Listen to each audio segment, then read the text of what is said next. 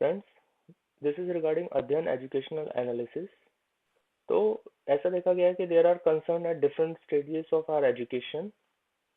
Job aspirants says they are not getting jobs because of confidence, communication lack, personality, lack of skill, and also they observe jobs are less. और देखा गया है कि 12th class student says they don't know their own interest, there is career confusion. Also जो लोगों की English उतनी अच्छी नहीं है, they have this always lacking in their life. 10th class student says mathematics is difficult, especially geometry, no enjoyment in studying, and unnecessary focus on marks. So we need to analyze this problem.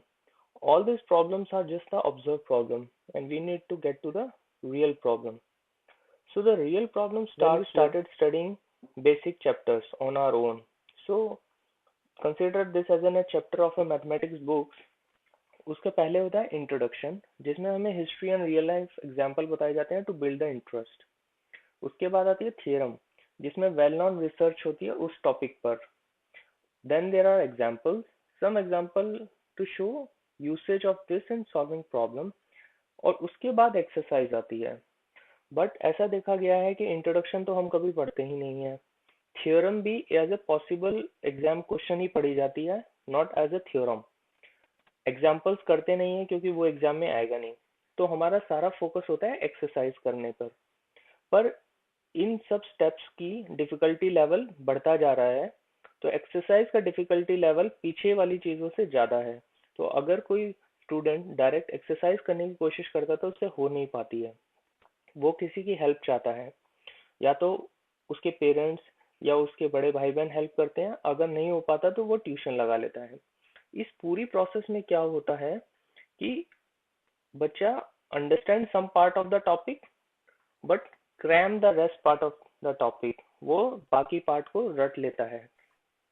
अब study subjects हम अगर इसी ढंग से हर class में करते रहें तो by the time we reach 10th class हमने कुछ पार्ट अंडरस्टैंड किया है और कुछ पार्ट क्रैम कर लिया है.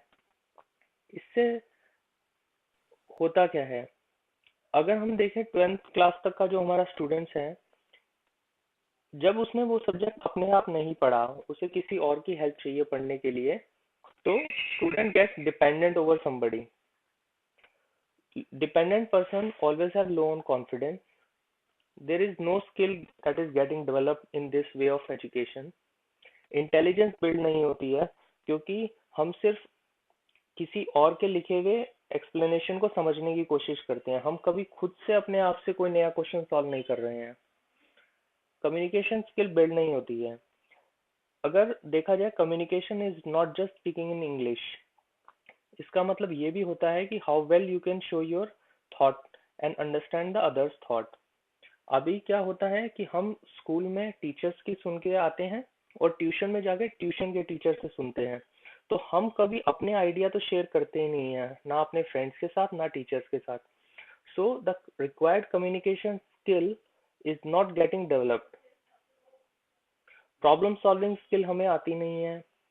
कॉम्प्रिहेंशन हमसे हो नहीं पाता है. किसी एक पैराग्राफ को पढ़ना और उसका मतलब समझना हमारा कॉम्प्रिहेंशन स्किल को बिल्ड करता. And that is a requirement for MBA students जब उनके एंट्रेंस एग्जाम में कॉम्प्रिहेंशन आते हैं. बट हम इस हैबिट में नहीं है कि हम खुद अपने चैप्टर्स पढ़ें, तो इसलिए कॉम्प्रिहेंशन स्किल भी डेवलप नहीं होती है. प्लानिंग हमें करनी आती नहीं है. अगर कोई चीज हमसे नहीं हो पाती है तो हमारे ट्यूशन टीचर को ब्लेम किया जाता है कि आपने सिलेबस पूरा नहीं कराया. बट कभी भी वो ब्लेम स्टूडेंट पर नहीं आता है कि आपका सिलेबस पूरा क्यों नहीं हुआ. तो जब वो प्रेशर ही नहीं पड़ता है तो हमें पता ही नहीं कि वो प्लानिंग हमें करनी चाहिए थी. और as we all know, real life learning तो हमारे सिस्टम का पार्ट है ही नहीं. तो ये स्टूडेंट की स्टेटस है 10th क्लास तक. 11th क्लास में क्या होता है, अब जब उसे अपना करियर चूज करना होता है, सब्जेक्ट चूज करना होता है from science commerce and arts. अगर देखा जाए तो स्टूडेंट को यही नहीं पता कि उसे क्या सब्जेक्ट पसंद है.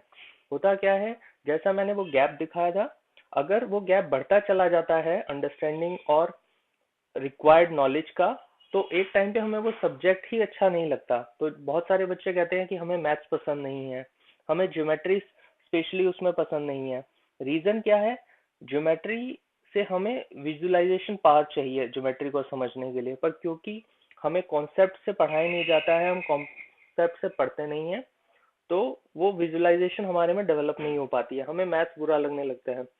रीजन ये नहीं है कि मैथ्स बुरा है, रीजन ये है कि हमें वो समझ ही नहीं आया आज तक।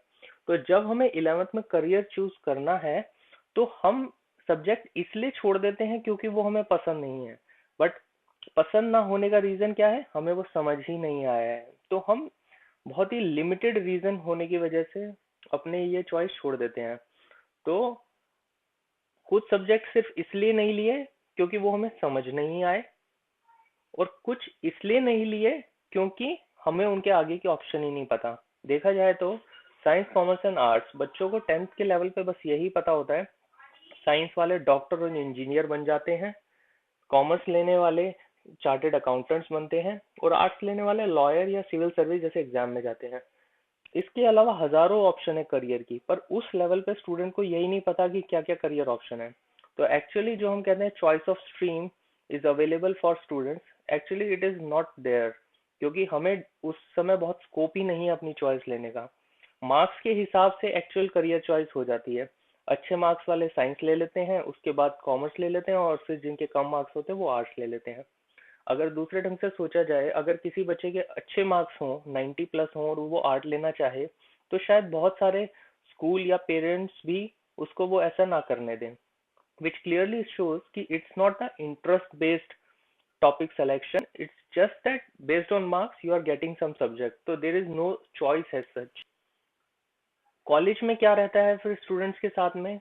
एग्जाम से 2-3 दिन पहले पढ़ाई शुरू होती है, उसके बाद असाइनमेंट्स कॉपी करके दे दिए जाते हैं, प्रोजेक्ट्स या तो खरीद लेते हैं या कॉपी करके दे देते हैं, और इसके अलावा कोई और कंस्ट्रक्टिव एक्टिविटी नहीं हो रही है।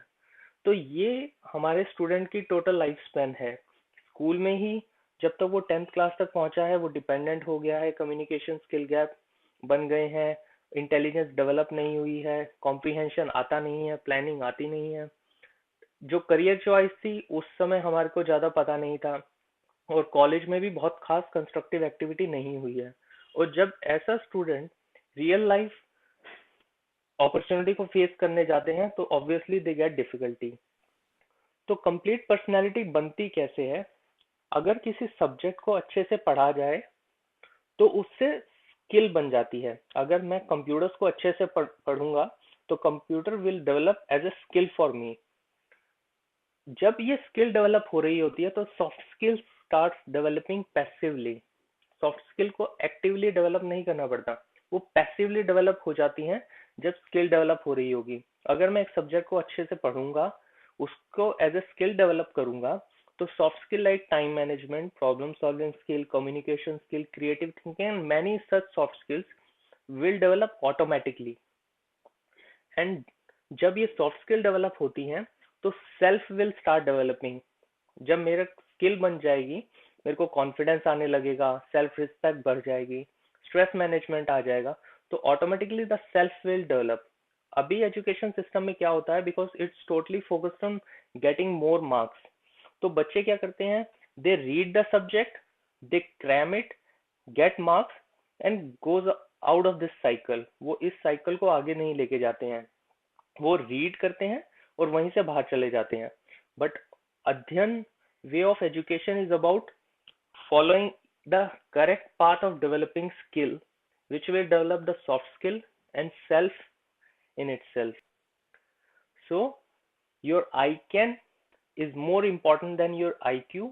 कोई भी स्टूडेंट अगर वो ये स्किल गेन करना चाहे तो वो बहुत आसानी से कर सकता है। Just the need is to change the way they study, और ये करना बहुत ही आसान है, जिसे कोई भी कर सकता है। मेरी शुभकामनाएं आपके साथ हैं। Thank you very much for listening to this seminar।